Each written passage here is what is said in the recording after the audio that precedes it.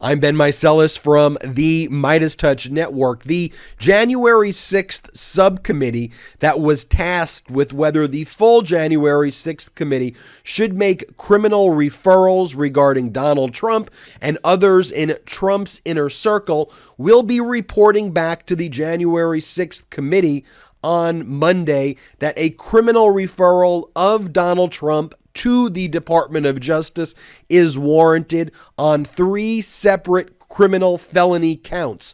These criminal felony counts include 18 U.S.C. 2383, which is the crime of rebellion or insurrection. Let me read 18 U.S. Code 2383 right now for you. It states, whoever incites, sets on foot, assists, or engages in any rebellion or insurrection against the authority of the United States or the laws thereof, or gives aid or comfort thereto, shall be fined under this title or imprisoned not more than 10 years or both, and shall be incapable of holding any office under the United States. And so when you read the language there, that criminal charge involves giving aid or comfort to insurrectionists as well. And you don't have to necessarily be directly coordinating with the insurrectionists. The other charge that the January 6th subcommittee will be reporting back to the full January 6th committee regarding a referral to the Department of Justice is 18 U.S.C. 1512, obstruction, which states the following: whoever corruptly or otherwise obstructs, influences, or impedes any official proceeding or attempts to do so shall be fined under this title or imprisoned not more than 20 years or both. Obstruction, 18 U.S.C. 1512. And finally, from what we know now, the other charge that this subcommittee will be reporting back to the full committee to recommend to the DOJ to prosecute Trump under is 18 U.S.C. 371, conspiracy to defraud the United States, which states the following: if 2 or more persons conspire either to commit any offense against the United States or to defraud the United States or any agency thereof in any matter or for any purpose, and 1 or more of such persons do act to effect the object of the conspiracy, each shall be fined under this title or imprisoned not more than 5 years or both. So just to recap, 18 U.S.C. 2383, rebellion or insurrection, 10 years. 18 U.S.C. 1512, obstruction, 20 years. 18 U.S.C. 371, conspiracy to defraud the U.S., 5 years. So we're talking about a total of 35 years, which would put Donald J. Trump away for the rest of his life if indeed a referral is made and the DOJ decides to prosecute on that basis. So what are the next steps here? The next steps are that the subcommittee will literally make this report. It's a written report, but then they will take a vote. They will call for a vote during Monday's last January 6th committee, which will be squarely addressing these criminal referrals, and a vote will be taken of the full January 6th committee, yes or no, to make the referral to the Department of Justice. We can say here with a great degree of confidence that the January 6th committee will unanimously vote yes on these charges, and the referral will be made to the Department of Justice. A few things worth mentioning just to remind you about this subcommittee. This subcommittee was announced in November.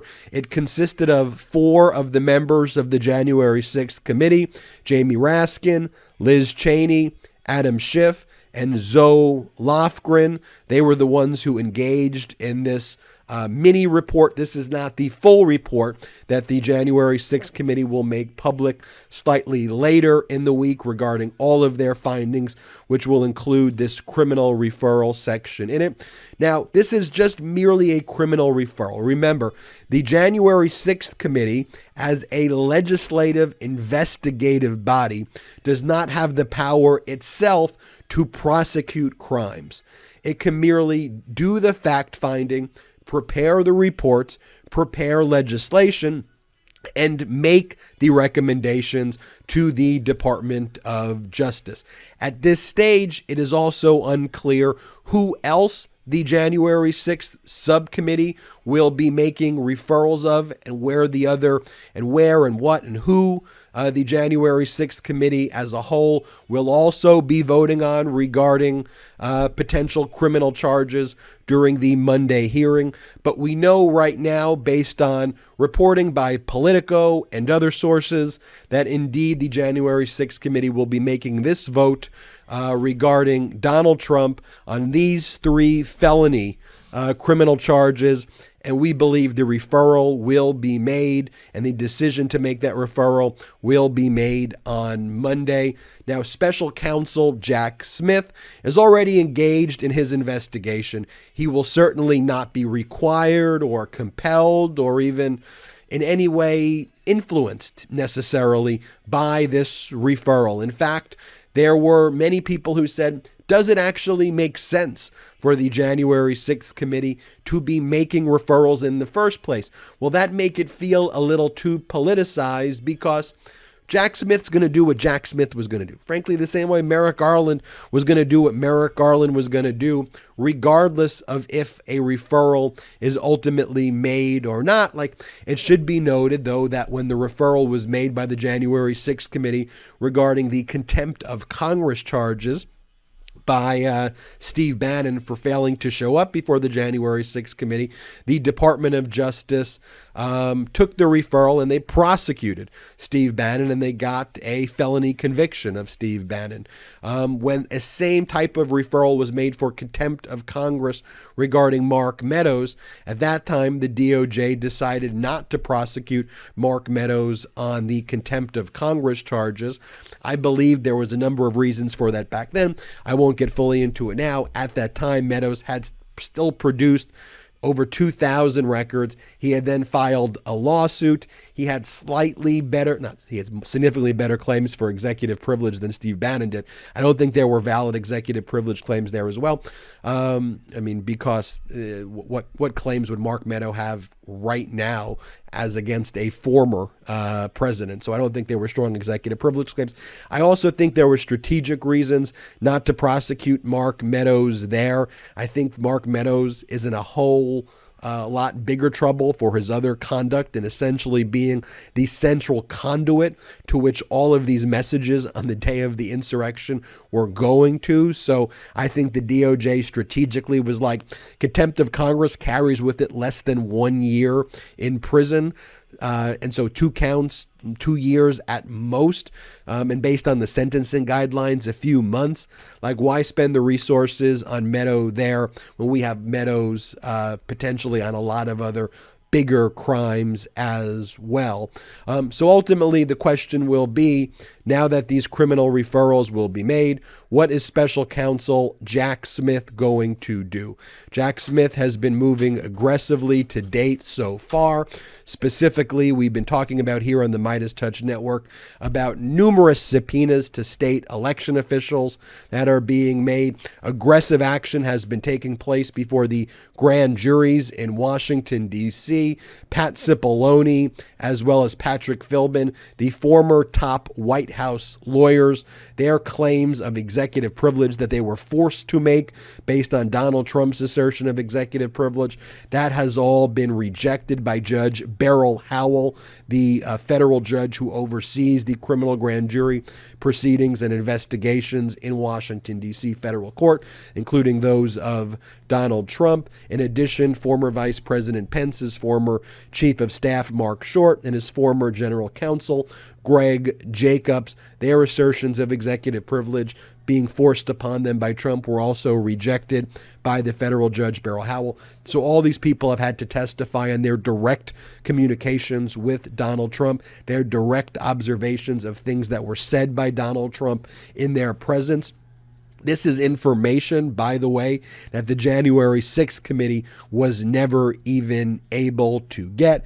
And so in addition to making sure he serves these subpoenas to these election officials, in addition to forcing the testimony of all of those other individuals who I just mentioned, we also know that he was in court as well. Jack Smith was for Congressman Scott Perry's text messages, trying to make sure that those messages are compelled as well. And so a lot of aggressive action being taken right now by the special counsel, by Jack Smith. And so what we should look for on Monday, we should look for the vote that is going to be taken. Again, I believe it's going to be a unanimous vote. In addition to the vote on Monday, we should see if anybody else is going to be referred as well.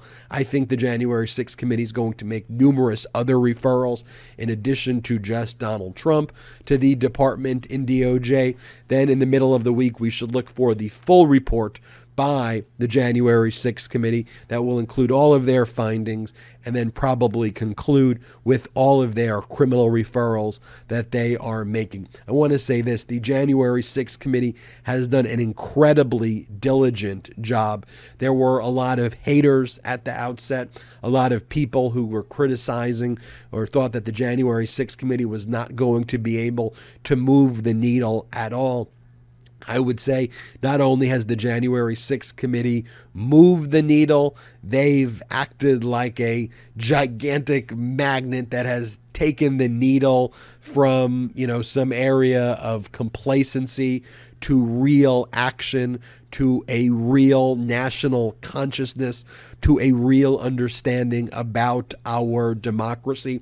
And frankly, I think there has been this symbiotic relationship between the January 6th committee and the Department of Justice. Remember, all of the Department of Justice's actions mostly take place in secret before the grand jury. Pre-indictment grand jury proceedings, all confidential. So all of those things I've mentioned, Cipollone and Philbin and Mark Short and Greg Jacob, we know generally the outcomes based on sources who have reported what's taken place, but we don't get to see inside those proceedings at all because grand juries are secret. So while the DOJ has pursued their own investigations, you had the January 6th committee with these public hearings where essentially all of their witnesses were Republicans and Republicans who worked for Trump.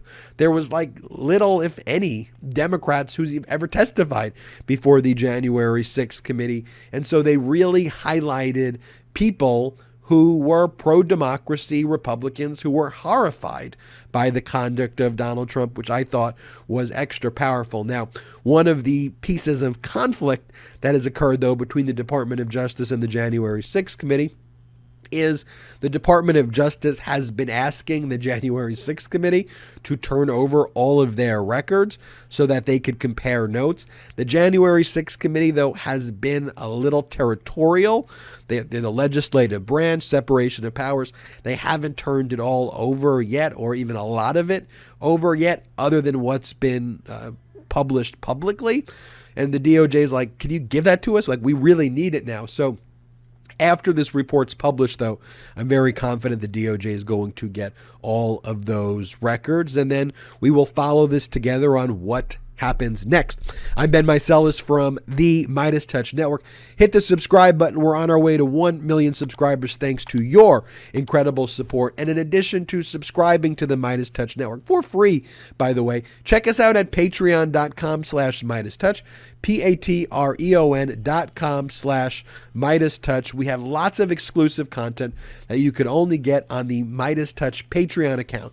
But most importantly, we are an independent media network, 100% funded by you. We don't take any outside investors. We're 100% accountable to you. So wherever you are in the world, if you're able to help grow this community together, check us out at patreon.com/MeidasTouch. Until next time, I'm Ben Meiselas. At MeidasTouch, we are unapologetically pro-democracy, and we demand justice and accountability. That's why we're spreading our message to Convict 45. That's right, gear up right now with your Convict 45 tees and pins at store.meidastouch.com. That's store.meidastouch.com.